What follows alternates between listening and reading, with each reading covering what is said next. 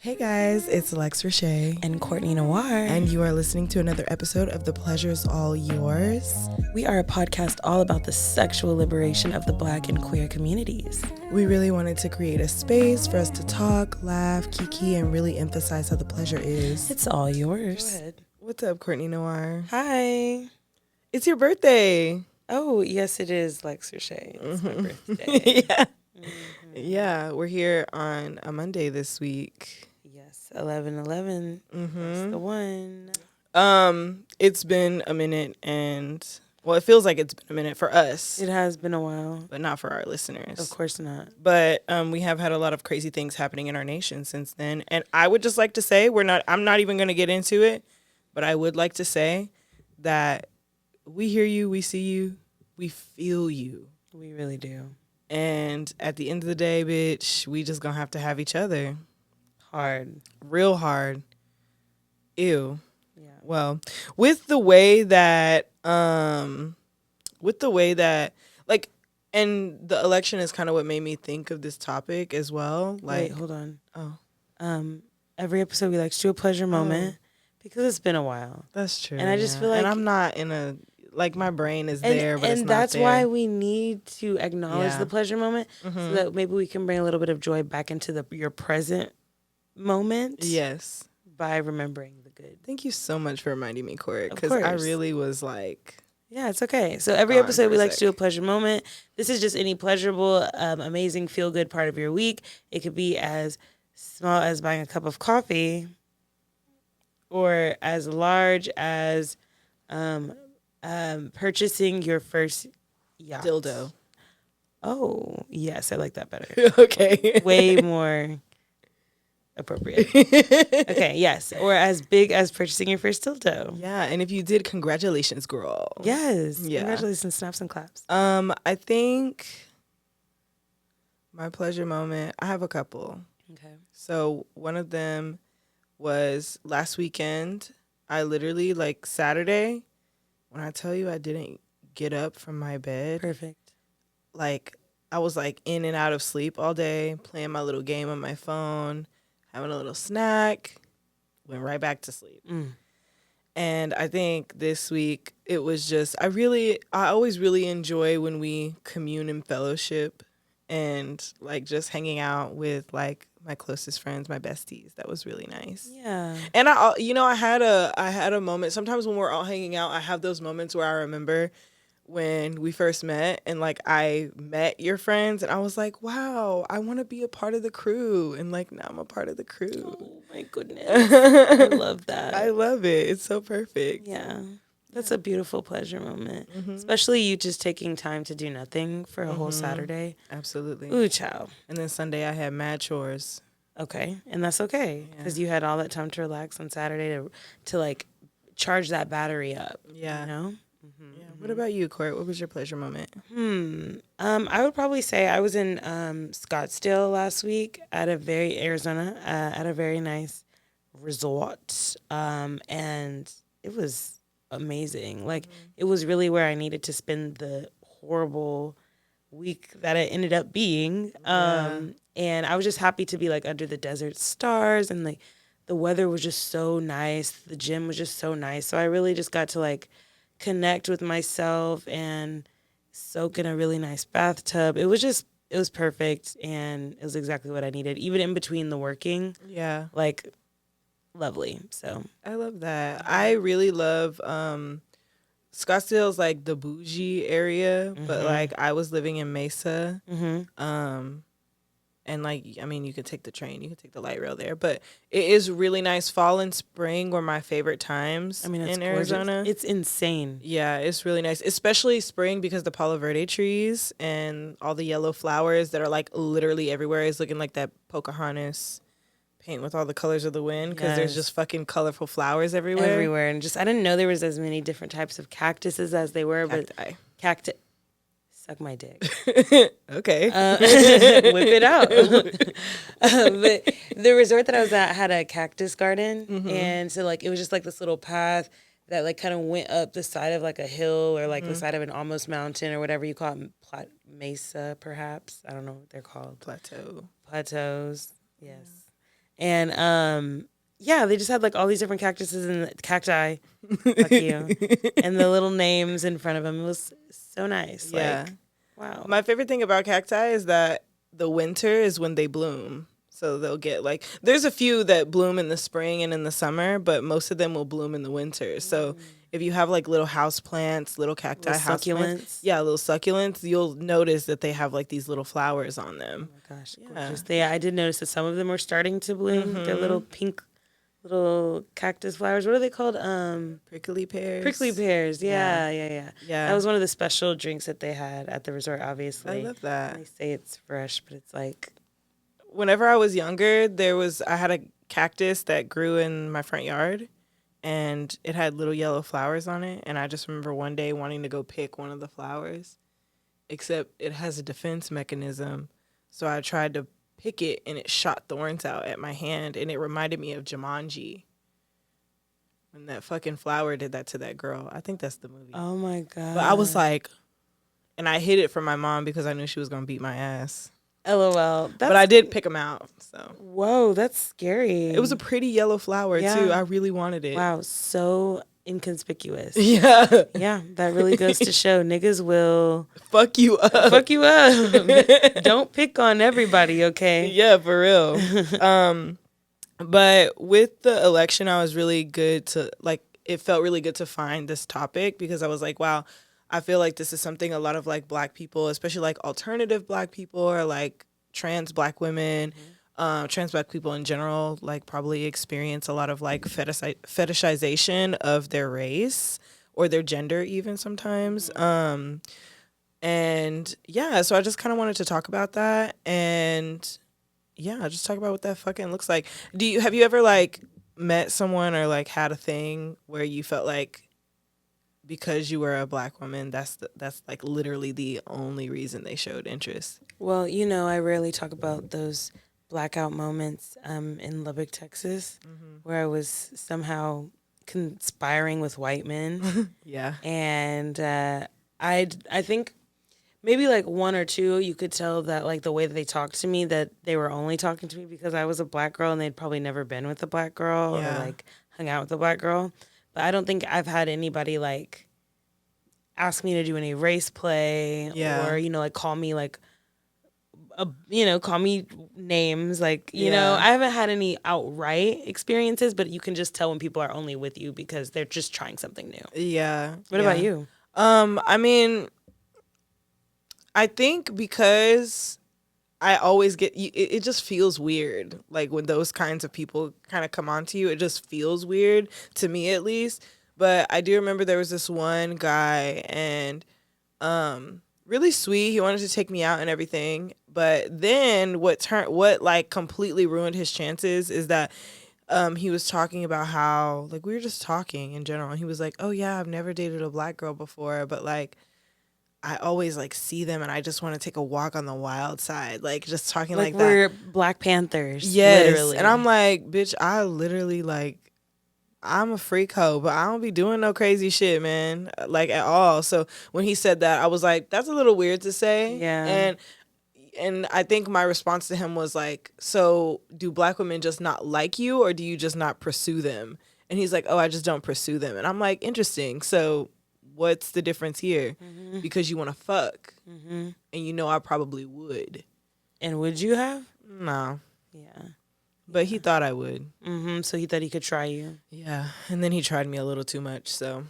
Don't like that. Yeah. But, so fetishization, it's such a hard word to say because of all the vowels and letters, which words have those. But. Sometimes. But it is just the act or thought of making someone an object of desire based on some aspect of their identity. So racial fetishization is like basically seeing a race and being like, oh, my dick is wet. Like I want to get my dick wet with that. Because they are this way. Yes. I mean, they look a certain way or they embody what you think the characteristics of that race would be. Yeah, so like jungle fever. Yeah. Fetishization. Yellow fever. Fetishization. Those are all very odd like things to say, especially to people of color. A big reason that I feel like it is, and like this article says as well, is like racism, the patriarchy, obviously, everything. and like just that idea that like being with a black person is like not something you're supposed to do, which comes from like racism, because like you see a white person, you're not supposed to be with a black person. People that are like Chinese, Indian, like all of those things, it's taboo to like be with a black person. So I guess like in that aspect, it's like what is it? It's like what is the word I'm thinking of? Like it's like it's like how things that are taboo just happen to be sexual. Oh yeah, like yeah. They're automatically turned into this sexual fantasy. Like obviously, like with a lot of shame attached to it for the person that has those fetishes. Like I'm sure that white guy that's obsessed with wanting to be with black women, probably is ashamed of how much he wants to be with black women and how he can't be with black women in his regular life. Yeah, and that makes him act out in weird ways. You know? I really like when like reading about this in the article, it makes me like wonder like race play because I also was scrolling on Tinder. I was swiping on Tinder, and it was this gorgeous black woman, beautiful. I think I sent you a picture of it. I think I sent you a picture of her profile. Yeah, but she was I'm a white man's whore. Oh, yeah, she's like, I'm a white man's whore. I was like, okay, who's that bitch from that one president show with that one bitch with the teeth? Carrie Washington. Oh my God! Yes. Don't do that. Wow. Do what? Wow. Scandal was an excellent That's show. what it was. No, but she was a white man's whore for a little bit. Yeah, she was. And it said something like heavy into race play. But I also like want to know what that looks like. Yeah, and like, you know, especially with her being a black woman, you know, we don't want to kink shame her. Yeah. But I would, you know, maybe we should have swept right. See if she wanted to come on the show and talk about it. Because I think, like, I would love to know. Yeah. We don't need your white counterpart here. Don't bring no white man in here. Don't bring them. Don't bring a white man in here. Just tell us about, like. He got to wait in the middle of the street. Don't move. When I come back, you better be standing right here, bitch.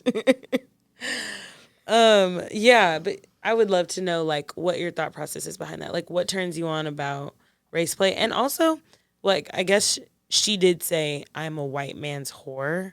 So that kind of automatically shows the power dynamic that she wants. Because I was going to say, well, maybe she's race playing. Yes, but like, and that's what I was like, that's what I was thinking that she meant, but that's not what she meant. Yeah, like with her as the superior person in that dynamic. Yeah. Yeah, but clearly not, so. Yeah, I was just watching another video on like a black woman who's a professional dominatrix, and all of her clients are only white men. And she like humiliates and degrades them. Perfect. She makes them put on tidy whities and like a puppy mask, and she'll make them crawl to her door and like leave, like hand money, put the money in her hand with your mouth, like drop it. And I'm like, that's that shit I like. Okay, so if that's what we're talking, I could get down with that. Yeah. But I think my ancestors would be in the room and be like, what do you mean you want him to call you a nigger ER? Nigger ER. What? Okay. What? Why? What do you mean? Yeah, that is a lot. Like, it's not for me. It won't ever be for me. Yeah. It is traced back from colonizers and like how they treated black people, and I'm not putting black people in POC anymore. Officially. After last week, I'm not doing it.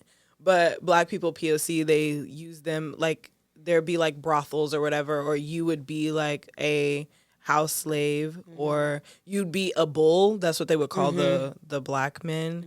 And you would literally only be used for your body, which awful stuff.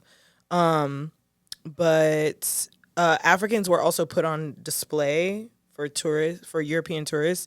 And it basically kind of like hypersexualize them because they'd also be naked and you could touch them and poke and prod like at them. Less than human. Yeah. They don't see us as like a sexual human being. They see us as like a sexual object. Yeah. For them and their enjoyment. Yeah.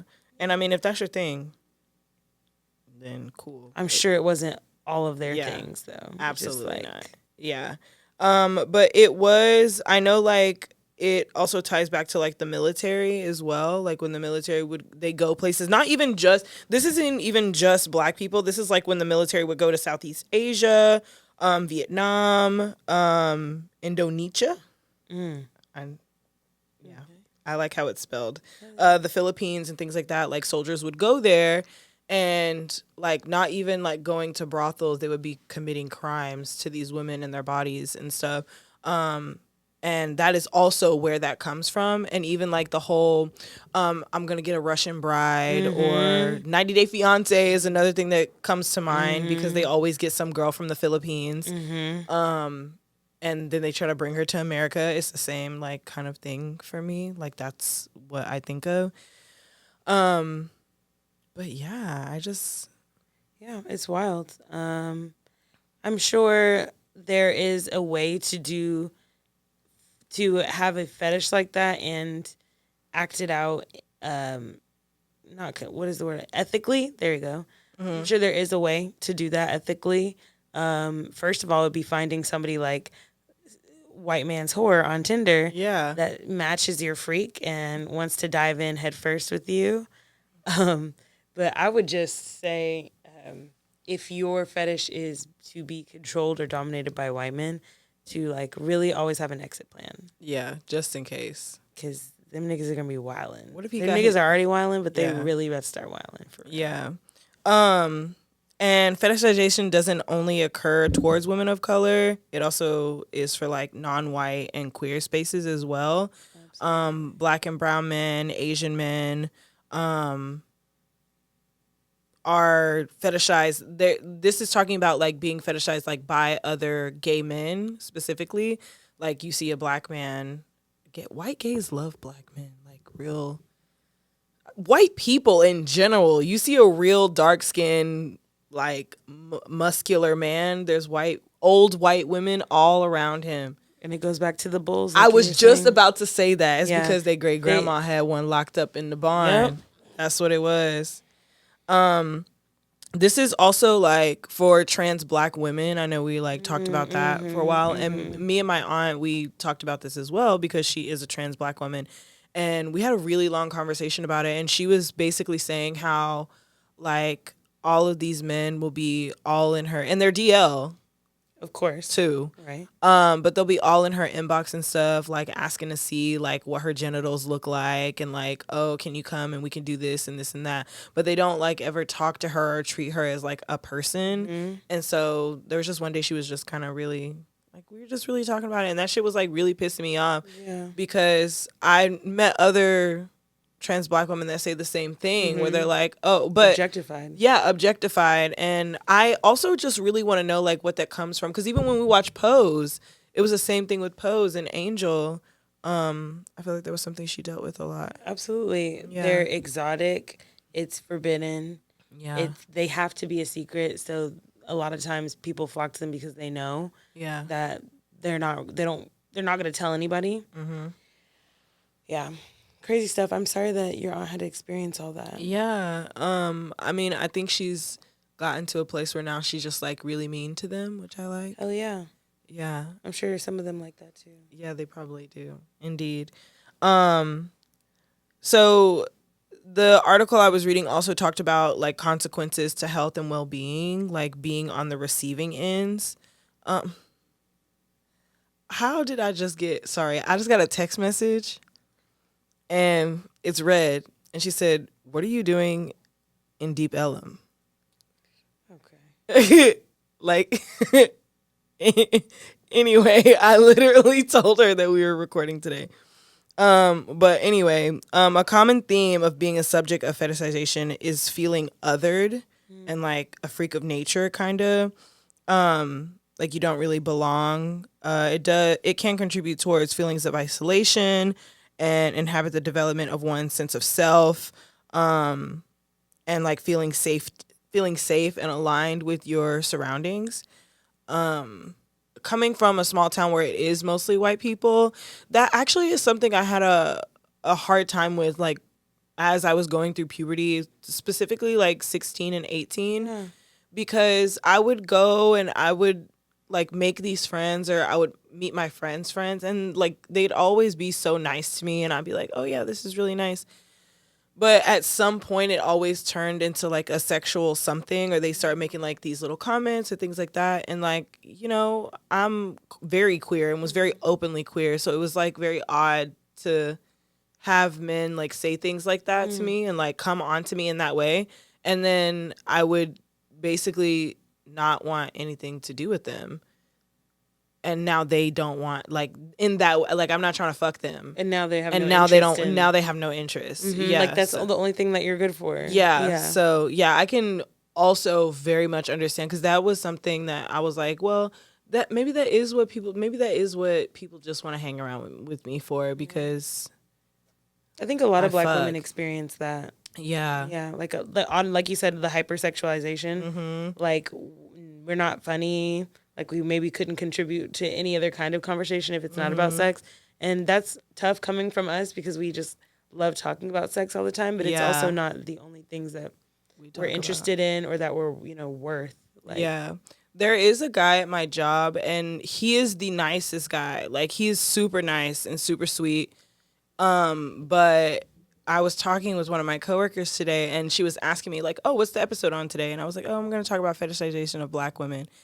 And she said his name, and I was like, yeah, because like he like fawns over both of us. Oh wow. But like that is not his vibe for everyone else. But he's like he will fawn over us, which is crazy. Like, I walked in today and he was like, wow, I didn't realize Beyonce was here. Like, amazing. And I'm like, this is so sweet. Like, you're saying it in a sweet way, so I can't even be upset with you. Yeah. But like at the end of the day, I see that shit. I'm not dumb. I'm not dumb. Yeah. But they're not always sweet about it. Them niggas are weird. Do you think he's fetishizing you, or do you think he's like, what is the word, over compensating? Like, as a white man, he like really wants to show you that he's like, he's down for whatever. Like, he's not down for whatever sexually. Yeah. But like, oh yes, I love Black women and I love Black people, and like, I'm here to show you how much I love and understand Black people. I don't think it's that. Yeah. Because there are just there are certain things that he'll say. Yeah. And we'll both be like, that's so interesting. But you would say that. Why would you say that? Like, literally, why would you say that? And it's because like it'll be late in the office and there's like literally 5 of us, and the 3 of us are of the 5. So he'll just be saying shit. And like, because he's this innocent, sweet white man, we're like, whatever. Like, nobody paying attention to him. Like, whatever. We're paying attention to each other more than anything. So yeah, that shit hilarious. But when he said that today and I told her that, she was like, that's him. Yep. Like, she was like, that's him. I was like, yep. But it also can be a source of racial trauma, which I feel like there are so many things that can be tied to racial trauma, especially for Black people. Yeah. This is not a contest on who has the most fucked up end of the stick. Right. We're all fucked, honestly. This is just our experience. But yeah, definitely, which I can also see, because like, if you just trying to fuck just because I'm Black, then what? Yeah. And then, it's also like the psychological aspect of it too. Yeah. Because it just puts you automatically in a place where you, as the person that's being victimized, is that the right word? Fetishized. Yeah, thank you. Fetishized.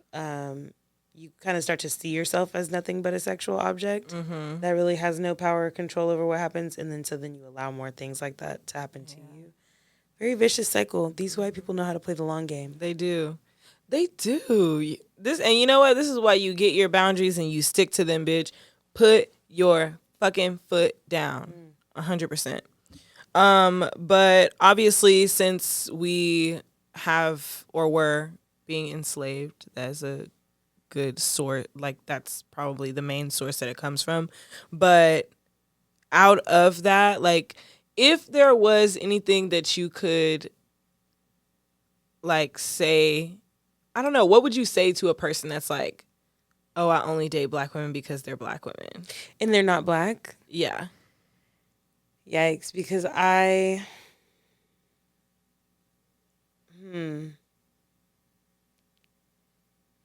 it's hard because I don't think you'll ever be able to really know like where somebody's mindset's at. Like you can't be like, oh, well, I know Chad, and like Chad is like he did 3 tours Fucking in Chad. he did 3 tours in Somalia. So he's a war criminal. Huh? So he's a war criminal. Wait. He did 3 tours with the what do you call that? The people that go and they do like missionary work. The Mormons? No. Okay, I see where you got that from. But Naima's doing it. Oh, yeah. I know what you're talking about. I know. I think it's like Corps or something, right? Like the Peace Corps. Peace Corps. Okay. Yeah. All right. Okay. Then Back up. That's cool. I know Chad, and he did 3 tours in Somalia with the Peace Corps, and he came back, and he's a Black Lives Matter movement activist, and he has been donating all this money to Black organizations, and he is super down for the cause. He's playing the long game. Sorry. And I just know Chad, like, and Chad, Black women understand him better. You know, he's got a real like Chet Hanks vibe, real like Channing Tatum vibe. Yeah. He just, you know what? Actually, it makes me think of our sweet friend, who okay, who all of their partners have been women of color, specifically Black women. Oh. And their current partner is also like a Black. Yeah.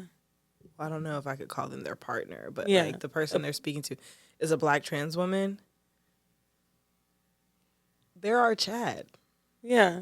Like, it's like, okay, well, all right. Yeah. Like, I know you probably mean no harm, Chad, so. Yeah. Cool. And when I asked them about it, when I did ask them like, oh, is there a reason you only like date people of color? And they were like, have you met white people? And I was like, that is a very fair answer. There was a time in my life where I was almost exclusively dating and having sex with Latino/A people. So /A. Latina, or I could say Latinx. No, I said, yeah. Latinx. It hit me after you said it. I was like, yeah. Yeah, so like sometimes like, okay, and then one of my best friends, she'll get mad at me for saying this, but she's exclusively dated Asian people, and she's not Asian. But we have both come to the conclusion that it's like sometimes you like sometimes that's just what likes you.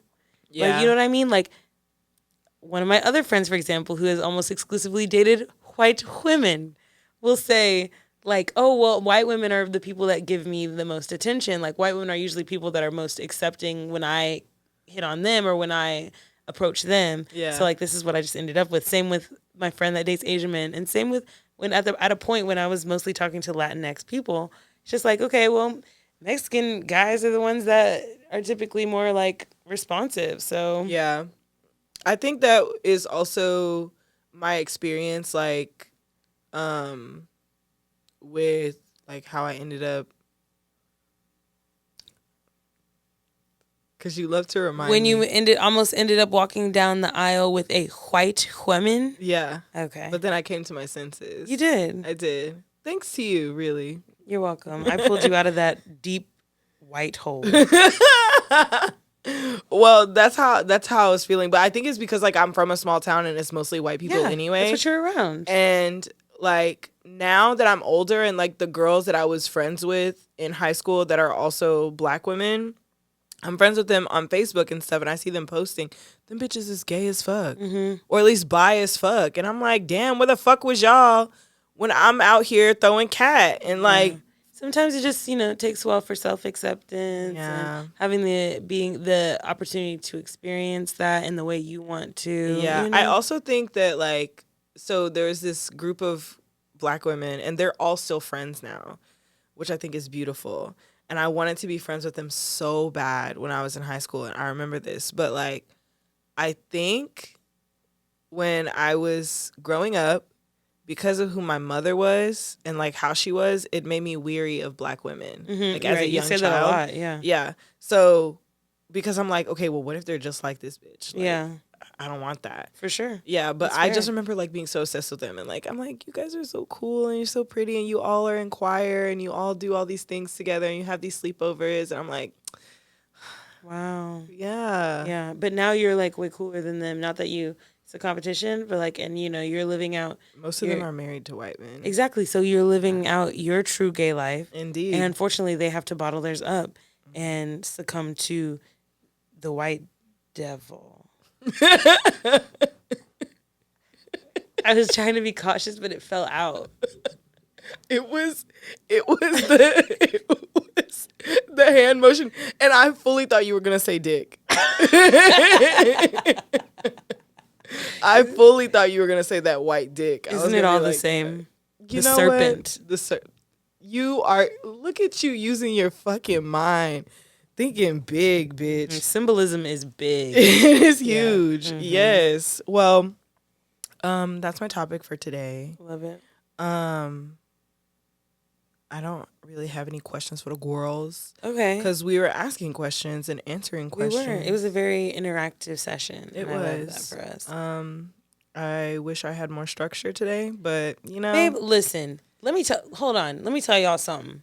Because I don't know if we're doing another episode next. But if we are, it'll be worse than this. So I'm going to say this. We are wrapping up for season 3. Yes. And it has literally been a really long and exhausting few months for both Lex and I in different ways. Mm-hmm. We are really doing our best. I think the last few weeks and the weeks coming forward have just been kind of everywhere. Yeah. And I can understand that. I think we've given each other a lot of grace. We're just trying to make it through the end of the fucking year like the rest of y'all. Yeah. So I love the people that are still riding with us and through every week that we do or don't have an episode or when we don't see us as much on Instagram, that you guys are still ready to listen to our new episodes and ready to share your comments and share our reels and all that stuff. So we really appreciate you guys and can't wait for season 4. I think it's going to be bigger, better, sexier, but we do have just a few more episodes. We have a few more episodes. And I think because I know our holiday break is coming up, and like technically this was supposed to be our last time in the studio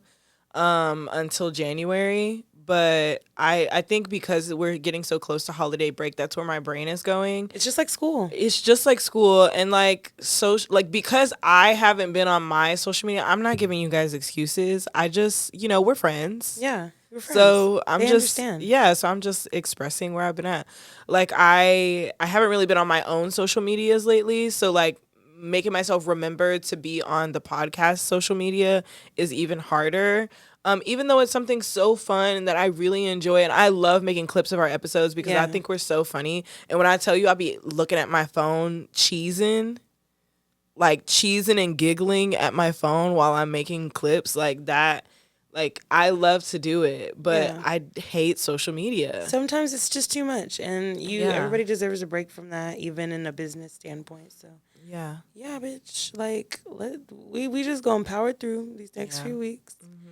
And if this is your first time listening to us, like and subscribe to our YouTube.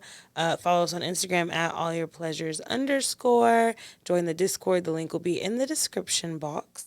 And whether you're listening to